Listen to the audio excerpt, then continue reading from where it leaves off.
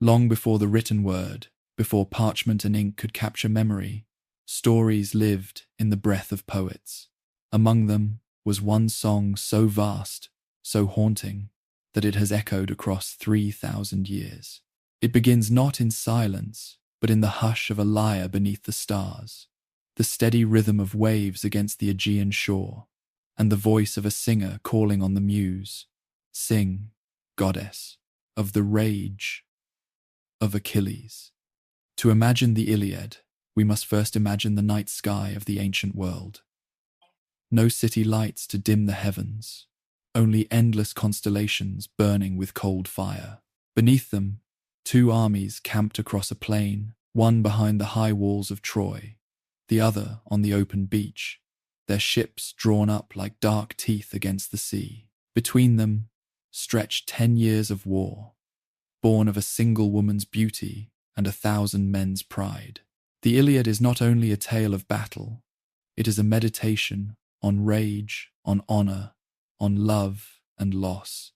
It is both myth and memory, its voices drawn from a past half real, half divine. At its heart is contrast, the shining armor of heroes against the broken bodies of the fallen, the glory of gods against the fragility of men, the soaring beauty of poetry against the terrible silence of death. And so the song begins, in the stillness of the night, with the flicker of campfires and the whisper of the sea. The story unfolds, a tale of gods and mortals, of cities and fates, of rage that would shake the world, a tale that has never truly ended, for its echoes still linger, carried on the wind of memory. The Iliad begins not with the fall of Troy, nor with the abduction of Helen, but with a quarrel, a moment of pride, insult, and fury that changes everything. It is a reminder that wars of 10 years can turn upon the smallest spark, that empires may tremble because of words spoken in anger. The Greeks, the Achaeans, had besieged Troy for nearly a decade. Their ships lined the shore, their warriors pressed against the walls, and yet the city still stood. In the camp by the sea, King Agamemnon ruled as commander of the alliance. But Agamemnon was proud, and pride, when wounded, grows dangerous. One day, a priest of Apollo, an old man named Chryses, came to the camp to ransom back his daughter, who had been taken as a war prize. He offered gold, gifts, and prayers, asking only for her freedom. Agamemnon, however, scorned him. He mocked the priest, insulted his god, and sent him away in humiliation. The insult was not ignored. Apollo, enraged, sent a plague into the Greek camp. Men fell ill, soldiers died, and the army trembled beneath invisible arrows loosed from the sky. Desperate, the leaders called a council. The only way to appease Apollo was to return the girl. Agamemnon resisted, for to lose her would wound his pride. But the pressure grew, and finally he relented. Yet even in surrender, he sought to assert his dominance. He declared that he would take another prize from any warrior who dared to challenge him. It was then that Achilles, the greatest fighter among the Greeks, rose to speak. Achilles, son of the mortal Peleus and the sea goddess Thetis, was not a man accustomed to being dishonored. He reminded Agamemnon that the spoils of war were earned by warriors, not handed down like favors. To take from them was to insult their honor. The exchange grew heated, words turning sharp as drawn blades. Agamemnon, stung by pride, turned his fury on Achilles. He insulted him openly, questioning his loyalty, calling him a mere mercenary who fought only for spoils. Then came the final blow. Agamemnon declared he would take a prize from Achilles himself to show who was master. The insult pierced deeper than steel. Achilles, his pride cut open, nearly drew his sword then and there to strike down the king. Only the intervention of Athena, unseen by others, stayed his hand. The goddess whispered restraint into his ear, promising that the time for honor would come. But words can wound as deeply as weapons. In fury, Achilles withdrew from battle. He swore he would not lift his spear to aid the Greeks.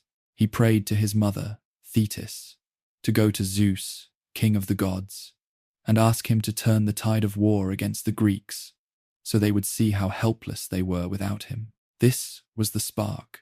A quarrel between two men, born of pride and insult, would unravel an army and seal the fate of countless lives. The greatest warrior withdrew, not because of defeat, but because of wounded honor. The contrast could not be sharper. Outside the walls of Troy, thousands fought and died, their names scarcely remembered, while within the camp, two leaders clashed not with swords, but with pride. One man's insult, another man's fury, and the course of the war shifted. And beneath it all, the gods watched. To them, mortals were pawns, their rage both amusement and instrument, the plague of Apollo, the intervention of Athena, the whispers of Thetis to Zeus. Every divine hand pressed upon the scales, yet at the center remained the human truth. The war would turn not on the walls of Troy, but on the rage of one man. Achilles withdrew to his tent, his heart a storm. He knew his strength, knew that without him the Greeks would falter. Yet pride demanded silence, rage demanded distance. The sea carried his mother's prayers to Olympus, where Zeus listened, considering. And thus the war's balance tilted, not by spear or shield, but by the fire of insult. The Iliad begins here because it is not simply a tale of war. It is a meditation on anger, on how fury can consume, divide, and destroy. A single insult becomes a tide that sweeps away thousands. A quarrel between leaders becomes the suffering of nations. In the quiet of the night, with the sea whispering against the shore, Achilles' rage smoldered, waiting for the moment when silence would turn to fire. And so the song moves forward, from insult to consequence, from pride to devastation. The rage of Achilles has been kindled. The war, already cruel, will now descend into shadow. Beyond the plain, across the river Scamander, rose the city of Troy. To the Greeks it was a fortress of stubborn resistance, a wall of stone that defied their decade of assaults. To its people, it was home, a city of towers, markets, temples, and hearths. In the song of the Iliad, Troy is not only a battlefield but a living character, fragile and magnificent, standing at the edge of fate. The walls of Troy were said to have been built by the gods themselves. Towering, impenetrable, they shone in the sun like bronze, each stone fitted with a precision that seemed beyond mortal hands. Atop them, archers watched the plain, where the Greeks camped by the sea. For 10 long years those walls had held, and within them, life endured. Children played, merchants traded, women prayed at the altars of Athena and Apollo. Yet the shadow of war hung over every street. At the heart of Troy lived King Priam, aged yet wise, father of many sons and daughters. His palace stood as a beacon of order amid the chaos of siege. With him was Queen Hecuba, her dignity unbroken, though grief touched her often, for many of her children had already fallen in the war. Around them gathered princes and warriors, none greater than Hector, their eldest son. Hector was both protector and heart of Troy, a warrior who carried not only armor, but the weight of his city's hope. And yet, the war was not truly Troy's alone. It had begun with a woman, Helen, taken from her husband Menelaus by Paris, another of Priam's sons. Her beauty was spoken of as divine, a gift or a curse. To some, she was the cause of endless bloodshed. To others, she was a victim, carried across the sea by desire and destiny. Within Troy's walls she lived, surrounded by splendor yet haunted by guilt. She knew that the eyes of both armies turned upon her, that her face was the spark of war. The contrast of Troy was stark. Inside, music played, feasts were held, and prayers rose with incense to the heavens. Outside, death lay on the plain, where warriors clashed and the earth drank blood. A single wall divided the safety of children from the silence of corpses. Each morning, mothers wondered if their sons would return. Each evening, fathers feared that the next day might bring the Greeks to their gates. Homer lingers on these details because they remind us that war is not only fought by kings and champions. It presses into kitchens, temples, and beds. The Iliad does not let us forget the humanity behind the armor. When Hector returns from the battlefield to embrace his wife Andromache and their infant son Astyanax, it is not merely a pause in war, it is the heart of the story. In his arms, Hector carries not just his child but the fragile future of a city. His wife begs him not to return to battle, yet he knows he must, for without him, Troy's walls would crumble. And so Troy becomes a mirror for us. It is both splendor and sorrow, resilience and fragility. Its towers gleam, but its fate is sealed. For we, as listeners, know what the Trojans cannot, that one day their city will fall, their walls breached, their palaces burned. This knowledge shadows every scene, making their moments of joy unbearably tender. Every song, every embrace, every prayer becomes an echo already fading. Still, for now, Troy stands. The Greeks may rage on the plain, their tents stretching like a second city by the sea, but the Trojans still live within their walls. They climb the towers to watch the battles below. They gather at night to tell stories of their ancestors, to sing of victories past, to hope that the gods will grant them another dawn. There is a beauty in this defiance. For 10 years, they have endured what no city should endure. They have buried sons, seen crops burned, and watched the plain turn to ash. And yet the lights of Troy still glow each night, defying the darkness beyond their gates. The Iliad does not end with Troy's fall, but it is always there in the distance, like a storm on the horizon. We hear its thunder in every duel, its lightning in every clash of steel. The walls may stand, but fate waits. And perhaps that is why the city feels so alive in Homer's song, because he shows us its beating heart, even as he sings of its approaching death. Troy, then, is not only a place. It is a symbol of beauty under siege, of fragility standing against inevitability. Its towers gleam, its people hope, its warriors fight, and we, as listeners, feel the contrast between their present life and their destined ruin. As the Greeks sharpen their spears and Achilles smolders in his tent, the city waits, caught between splendor and doom. And in that waiting, in that fragile endurance, Troy becomes eternal. War is chaos, a blur of spears, arrows, and countless unnamed deaths. But in the Iliad, the chaos often pauses, narrowing to a single moment, 2 champions stepping forward, the battle stilled as thousands hold their breath. These duels shine like lightning across the storm, brilliant yet fleeting, remembered long after the clamor fades. The first of these comes when Paris, Prince of Troy, is urged to prove his courage. Paris, whose beauty rivaled the gods, had stolen Helen and carried her to Troy, igniting the war. Yet, in battle, his courage faltered. Menelaus, Helen's husband, demanded satisfaction.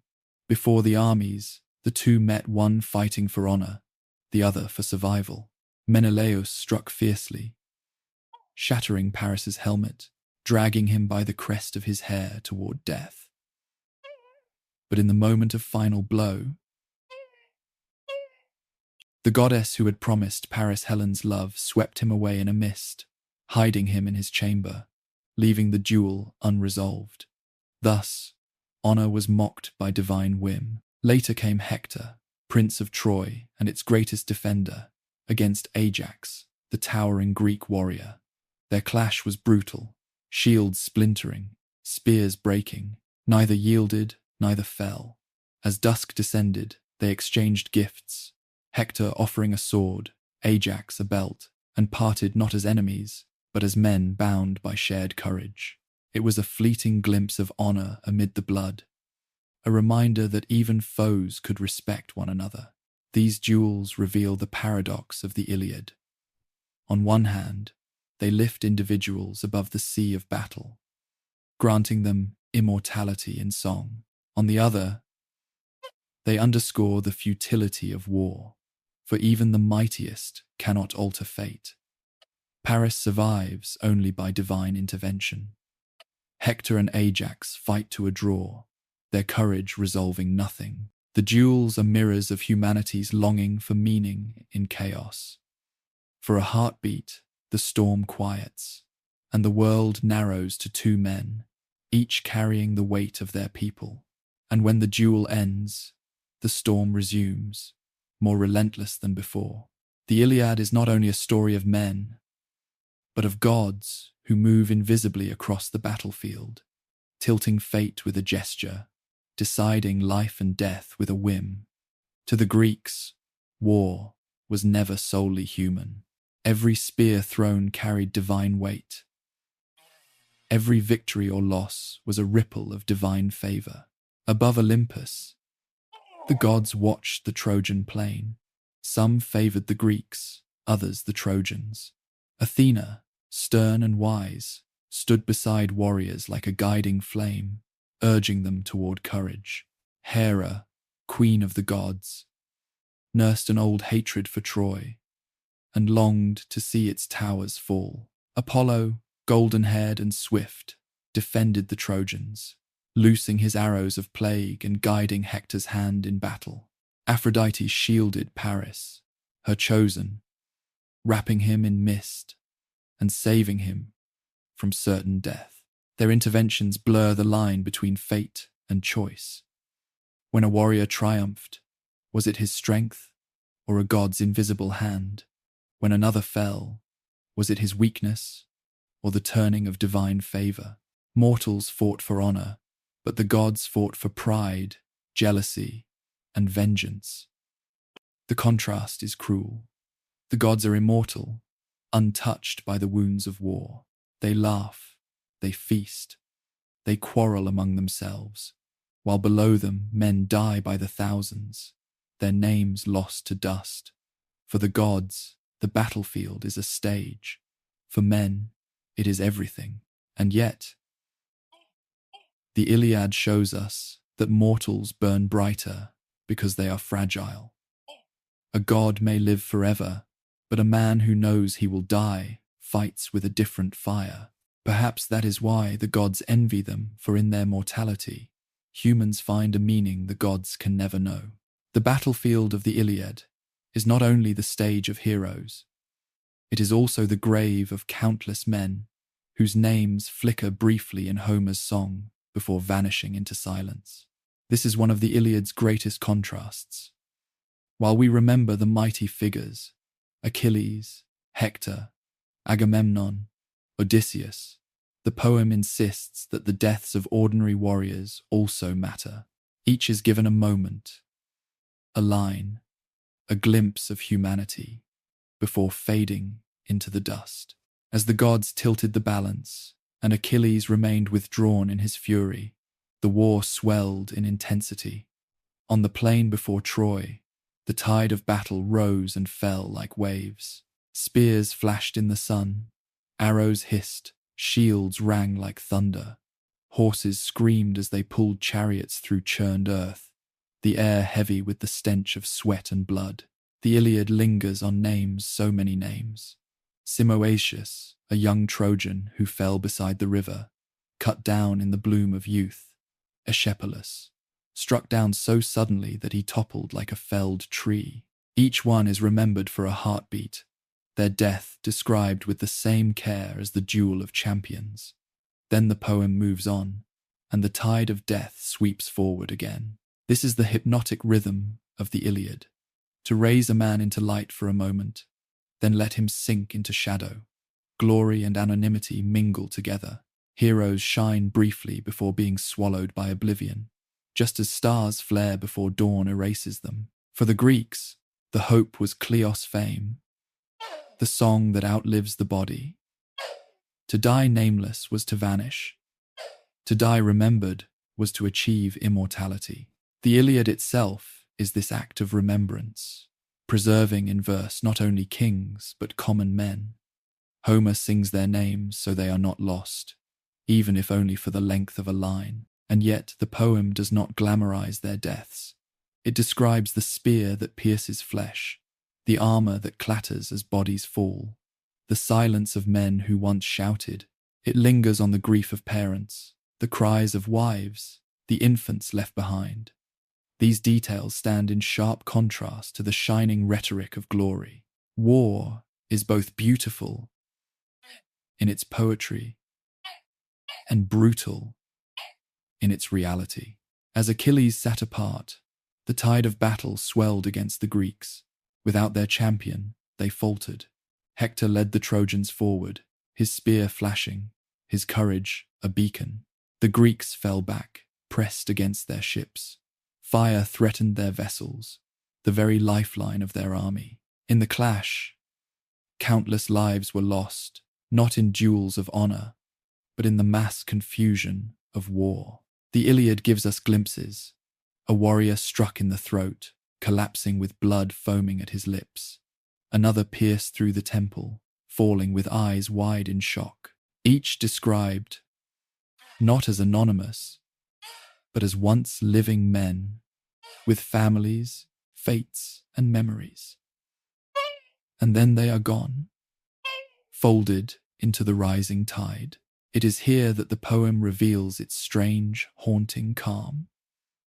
The rhythm of names and deaths becomes almost hypnotic, as though the song itself mirrors the relentlessness of war, just as waves crash upon the shore. Unique, yet part of the same endless motion. And always, the gods watch. Sometimes they intervene to save a favorite. Sometimes they abandon a man to fate. But even divine hands cannot stop the tide forever. The Iliad insists that mortality is the one certainty, the one truth even the gods cannot escape. For mortals, death is the price of glory. For immortals, it is the one thing they will never know. Thus, the rising tide of death becomes more than slaughter. It becomes meditation. Every life is fragile, every glory fleeting, every death part of a larger rhythm. And yet, in remembering their names, the Iliad grants them something eternal. They do not vanish entirely. They live, faintly, in the song. So the war raged on, the tide rising higher, sweeping men into silence. And in the heart of that tide, fate waited, drawing closer to the moment when friendship, rage, and grief would set Achilles himself back onto the field. Amid the endless clamour of war, the Iliad pauses to remind us that even the fiercest warriors are not only steel and wrath, they are also bound by friendship, by love, by the fragile ties that give meaning to battle and life. In the shadow of Troy's walls, such a bond existed between Achilles and Patroclus, a bond so deep it would alter the course of the war itself. Patroclus was not Achilles' equal in strength or lineage, but he was his equal in heart. From their youth they had been companions, raised together, bound by loyalty that transcended blood. Where Achilles burned with pride and rage, Patroclus carried gentleness, compassion, and steadiness. He was the calm to Achilles' storm, the quiet light that softened the edges of his fury.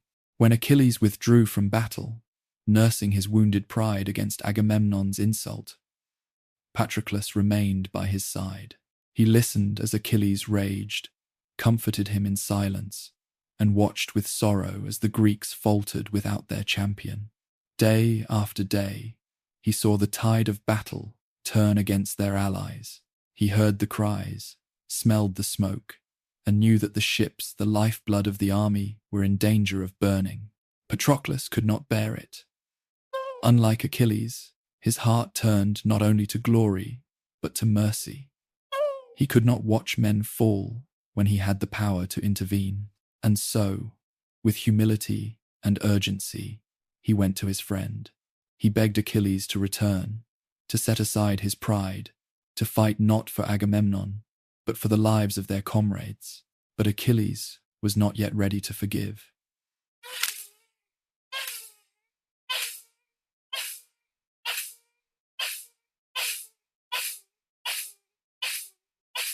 His fury still burned too hot.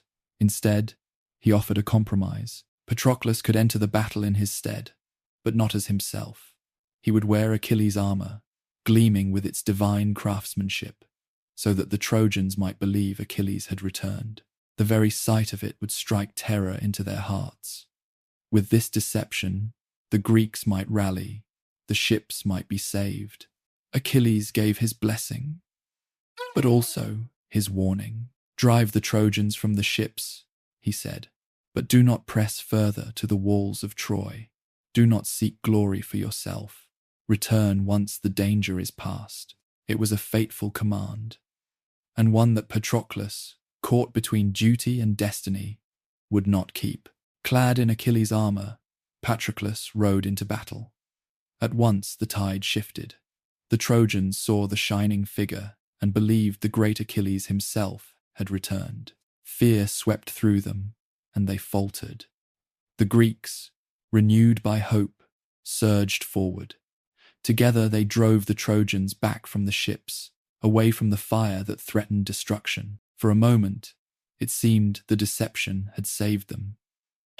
But Patroclus, swept by the momentum of battle, forgot Achilles' warning. His heart, filled with courage and compassion, pushed him beyond the boundary. He pursued the Trojans across the plain, striking them down, his spear flashing with a fury not his own. And then came Hector. The Prince of Troy, defender of its walls, could not allow this shining warrior to breach his city. In the clash, Patroclus fought bravely, but the armor could not make him Achilles. The gods, too, played their part. Apollo struck him from behind, dazing him, leaving him vulnerable. A Trojan warrior wounded him, and Hector delivered the final blow. Patroclus fell, his life spilling into the dust, his last breath carrying not hatred, but a message. With dying words, he told Hector that Achilles would come, and with him, death itself. News of his friend's death reached Achilles like a thunderclap. The rage he had felt against Agamemnon, the pride that had kept him apart, all burned away before a grief deeper than any insult. He wept, tearing his hair, throwing himself to the ground in anguish. His cries carried across the sea, so loud and piercing that even his mother, Thetis, heard them in her watery halls. She rose from the depths, shimmering and sorrowful. This was the turning point of the Iliad. For all his fury, Achilles had seemed untouchable, distant, armored, not only in bronze but in pride. But Patroclus pierced that armor. His death shattered Achilles' isolation, reminding him that no warrior, no matter how mighty, stands alone. The contrast is stark. Achilles, greatest of warriors, had withdrawn to protect his pride, and in doing so, he lost the one he loved most. His strength could not shield Patroclus. His anger could not undo fate. For the first time, Achilles tasted helplessness, not in battle, but in grief. Yet grief is never still. In Achilles, it transformed into something terrible. His tears became fire. His mourning became wrath. He vowed vengeance, swearing not only to return to battle, but to kill Hector himself. His mother, knowing what this meant, wept with him, for she knew that once Achilles re-entered the war, his own death would not be far behind. And so Patroclus, in dying, pulled Achilles back into the war. His compassion ignited fury. His fall lit the path to Hector's doom. Friendship and love became the fuel of vengeance. Tenderness twisted into fire. The Iliad sings this paradox with aching clarity. Patroclus was gentle, yet his death unleashed the most brutal slaughter. Achilles was mighty, yet without his friend, he was broken. Together, they reveal the truth of the epic, that even the strongest are human, bound by love, grief, and fate. And so the friend became the spark of the fury. From this moment, the Iliad turns toward its darkest chapters. For Achilles, now unchained from pride, would become something more than man, more than warrior. He would become wrath incarnate, the storm that no wall, no city, no hero could withstand. Grief is a strange fire. For some, it weakens. For Achilles, it consumed everything else and became wrath. When Patroclus fell, the world itself seemed to fracture. The tent that had been a refuge of pride became a chamber of mourning. Achilles' cries tore across the camp, so fierce that even the gods paused to listen. His voice rose like a storm, a sound of both love and fury, echoing across the sea to Olympus. Thetis, his mother, came to him, shimmering from the deep. She knew what grief meant for her son, for she had always known his fate, that if he returned to battle, he would gain eternal glory, but lose his life. To comfort him, she promised new armor, forged not by mortal hands, but by Hephaestus, the divine smith of the gods. And so, as the war raged outside, a god bent over his forge. Sparks flew, fire roared, and bronze was hammered into shapes that seemed almost alive. Upon the shield, Hephaestus carved the whole of the world. The heavens, the earth, the sea, the stars, and scenes of both peace and war. It was a cosmos in miniature, a reminder that even the wrath of Achilles existed within a larger order. Yet when he lifted it, the shield became a weapon, and Achilles became unstoppable. He emerged from his tent like dawn breaking. His armor shone with blinding light, terrifying the Trojans. Even before his spear struck, the very sight of him sent men fleeing. His rage was no longer silent. It was a tidal wave, sweeping across the plain. The Iliad lingers here, describing the slaughter with relentless detail. Achilles cut down warriors, not for glory, but for vengeance. He showed no mercy, even to those who begged for life. When a Trojan named Lycaon clasped his knees, pleading for mercy as custom demanded, Achilles' answer was chilling. "Fool, do you not see? Even Patroclus is dead, and you would live. No, die." With a single stroke, he ended him. This was the terrible contrast of Achilles. Once capable of kindness, he now became pitiless.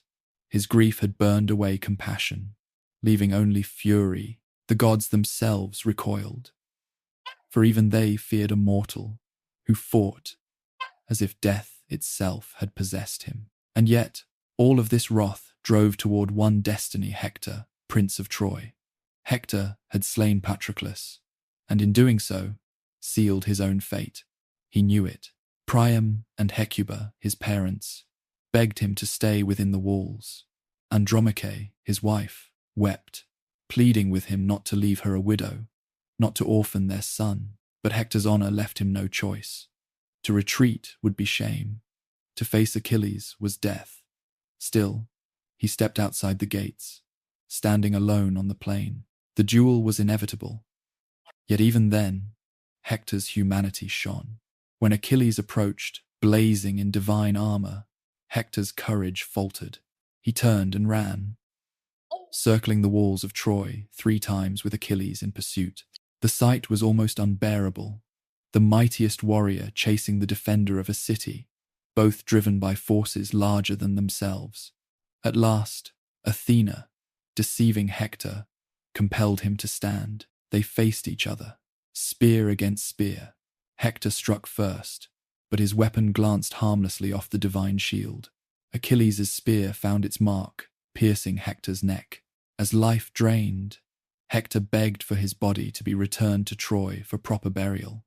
But Achilles, still consumed, refused. "I wish I could carve you and eat your flesh raw for what you did to Patroclus," he spat, a line both horrifying and unforgettable. Then he bound Hector's corpse to his chariot and dragged it around the walls of Troy. The people watched in horror as their greatest defender was dishonored, his body trailing in the dust. The contrast here is the heart of the Iliad, the nobility of Hector, facing death with courage against the savagery of Achilles, who allowed grief to consume even his humanity. The gods themselves intervened, outraged at the desecration. They decreed that Hector's body would not rot, that it would be preserved until it could be honored properly. For even in rage, balance must be restored. The wrath of Achilles had reached its peak. He had avenged his friend, destroyed his enemy, and yet, in doing so, revealed the cost of unchecked fury. What remained was emptiness, for Patroclus was still gone, Hector was dead, and the war continued. No victory could fill the void. Thus, the Iliad shows us the truth of wrath. It burns brightly, it destroys utterly, but it leaves behind only ashes. Achilles stood triumphant, yet hollow. The song moves now toward its final act, where vengeance gives way at last to sorrow, and even the fiercest warrior must face the fragile truth of compassion. After Hector's death, the battlefield fell into a silence heavy as stone.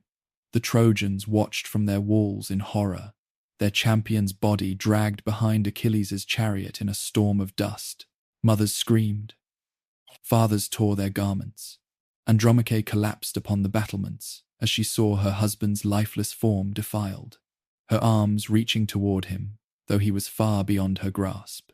Within the Greek camp, Achilles stood transformed, his vengeance complete, yet his heart unhealed. He circled Patroclus's body with tears and vows. Each day, he dragged Hector's corpse around his friend's tomb, a ritual of fury meant to satisfy grief. But grief, like fire, is never satisfied. It consumes and consumes until nothing is left. The gods themselves were disturbed. Apollo shielded Hector's body, preventing it from decay, keeping it whole despite Achilles' relentless desecration. For even in death, the Prince of Troy remained noble, protected by the divine from dishonor too great to endure. Zeus decreed that the cycle of vengeance must end, that Hector must be returned to his family, and so the stage was set for one of the most haunting encounters in all of literature. King Priam, aged ruler of Troy, father of Hector, resolved to go himself into the enemy camp. Think of the contrast. The mightiest king of the East, who had once sat in power and splendor, now cloaking himself in humility, guided by Hermes, the messenger god, slipping unseen past Greek guards. His heart carried no spear, no shield, only the unbearable weight of a father's grief. In the dark of night, Priam entered Achilles' tent. There, by the fire, sat the warrior who had slain his son, still clad in divine armor, still blazing with unearthly light. The silence between them was vast.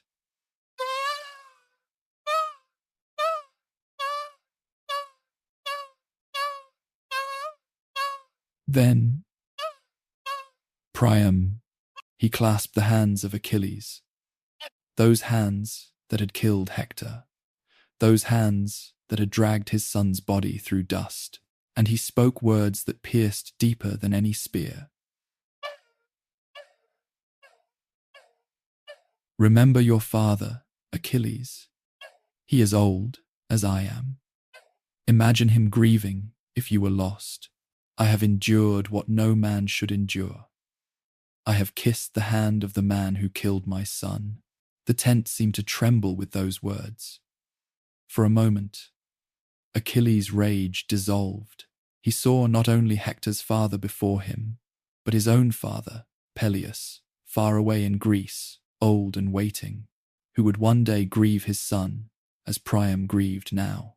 Achilles felt the weight of mortality press upon him, not the glory of battle, not the fire of vengeance, but the quiet, unbearable truth that all men die, and all fathers mourn their sons. The two wept together, Priam for Hector, Achilles for Patroclus, and for himself, knowing his own death drew near. Their tears mingled in the silence, a moment of shared humanity stronger than rage. For in that instant, vengeance gave way to compassion. Achilles rose, lifted Priam from the ground, and promised the return of Hector's body. He ordered the women to wash and anoint the corpse, to wrap it in robes, to prepare it for burial. He forbade further desecration. For the first time since Patroclus's death, Achilles set aside his wrath. They sat together, king and warrior, enemy and foe, sharing a meal in the glow of the fire. Priam, though broken with grief, found dignity in Achilles' compassion. Achilles, though still burning with sorrow, found peace in Priam's humility. Two men, once divided by blood and battle, became for a night simply father and son, bound by grief's universal thread. The Iliad reaches its quiet climax here, not in the fall of Troy, not in the clash of armies, but in the silence of two men's tears. Rage, which had driven the epic, is softened. Compassion, fleeting but real, shines through the darkness. The next morning, Priam returned to Troy with Hector's body. The city wailed. Andromache, Hecuba, Helen all raised their voices in lament, each song echoing the love and loss that death leaves behind. For 9 days, Troy mourned. Fires burned, drums sounded, and the people grieved their champion. On the 10th day, they laid Hector to rest, building his pyre, sending his soul into the unseen world with the honor he deserved. Thus, the Iliad closes, not with victory, but with mourning, not with triumph, but with tears. Its lesson is not only of rage, but of mercy, not only of destruction, but of the fragile moments of compassion that even enemies can share. The contrast is haunting. Achilles, who had dragged Hector in fury, now wept with his father. Priam, who had lost everything, found dignity in the very hands that had destroyed him. In grief, enemies became human again. And so, the Iliad teaches us, war may strip men of mercy, rage may consume, but even at the edge of death, compassion can still flicker like a fragile flame. For in that tent, among firelight and tears, we glimpse not heroes or kings, but two men bound by the same sorrow. And perhaps that is the most eternal truth of all. The Iliad ends not with the fall of Troy, not with the horse of wood, nor the flames that would one day consume the city.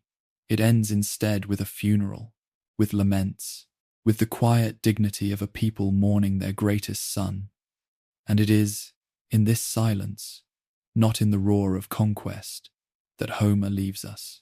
When Hector's body was returned, Troy became a city of sorrow. For 9 days, they prepared his funeral rites. Priam oversaw every detail, though his heart was broken. Hecuba tore her hair and lifted her voice to the heavens. Andromache sang of the future that would never be her son, fatherless, her house abandoned, her husband lost. Helen, too, lamented, remembering how Hector had been kind to her, when others cursed her as the cause of war. On the 10th day, the Trojans lit the pyre. Flames rose into the sky, carrying Hector's spirit into the unseen realm.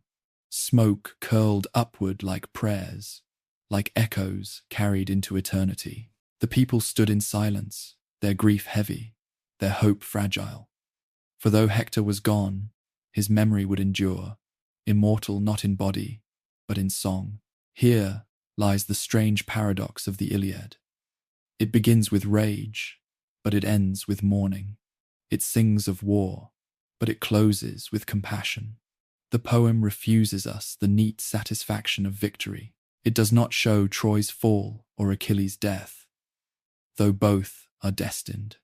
Instead, it lingers in the space between, in the stillness of grief. And it is in that stillness that immortality is found. Why does the Iliad end here?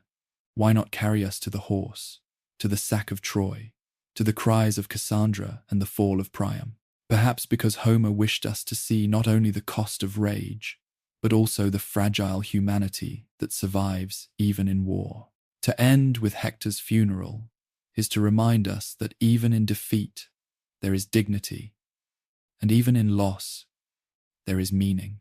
The poem becomes not a chronicle of events, but a meditation on life and death. Every warrior, no matter how mighty, will fall.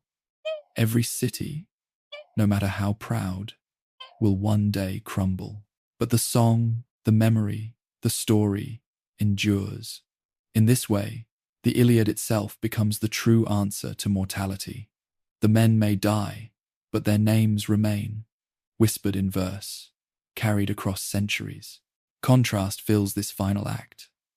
The silence of mourning against the roar of battle, the fragility of human life against the endurance of memory, the inevitability of death against the possibility of immortality through song.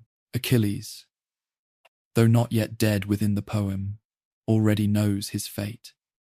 His mother told him long ago, if he remains at Troy, he will win eternal glory, but die young. If he returns home, he will live long, but be forgotten. In choosing to fight, he chose mortality, but also immortality of another kind, immortality of memory. Hector, too, chose honor, knowing it would cost him his life. Priam chose humility, though it broke his pride. Patroclus chose compassion, though it led him to death. Again and again, the Iliad reminds us that life is fleeting, but choice gives it weight. Mortality is certain, but meaning is made in how we face it. And so the Iliad lingers not on conquest, but on how men and women face the shadow of death. Their tears, their courage, their voices in lament, these are the echoes that endure. The Iliad's story did not end with Homer's voice. It traveled across centuries, shaping the hearts of countless generations. For the Greeks, it was more than a poem. It was education, philosophy, history, and scripture. Children learned its verses as lessons in courage and fate. Philosophers debated its truths. Rulers looked to it as a mirror of glory and hubris. Even today, thousands of years later, the Iliad still breathes. Its lines still whisper of rage and mercy. Its images still blaze with fire. We may not remember the names of every warrior, but we feel the rhythm of their lives and deaths. The Iliad has become what Achilles sought, eternal. Contrast this with the ruins of Troy. The city fell, its walls toppled, its people scattered. Yet the song of Troy endures, stronger than its stones. Mortality claimed the bodies, but the song made them. As we drift toward the close, let us return to the night sky beneath which the song began. Stars glitter above the plain. The sea whispers against the shore. The fires of Hector's pyre fade into embers, their smoke lost to the heavens. The cries of the mourners soften into silence. In this stillness, we feel the paradox of the Iliad most clearly. War is endless. Rage is consuming. But in the end, all becomes quiet. It is in that quiet that the echoes endure. The Iliad does not promise us peace. It does not promise us victory. It promises only that the names of the fallen will not vanish. That song, once sung, will carry them forward, and in this way, they remain with us. Achilles and Hector, Priam and Patroclus, Andromache and Helen, not shadows, but voices, living still in the rhythm of verse. So what is the Iliad? It is rage, but also mourning. It is war, but also love. It is mortality, but also immortality through memory. It is both unfinished and eternal, a fragment that feels complete because it captures the essence of being human, fragile, proud, fearful, yet striving always for meaning. And as we fall asleep to its song, we too enter its rhythm. The clash of spears softens into the rustle of waves. The cries of warriors fade into the whisper of wind, and in the silence, the echoes remain. The Iliad ends not with triumph, but with compassion, not with conquest, but with grief, not with noise, but with silence. And in that silence, it becomes immortal.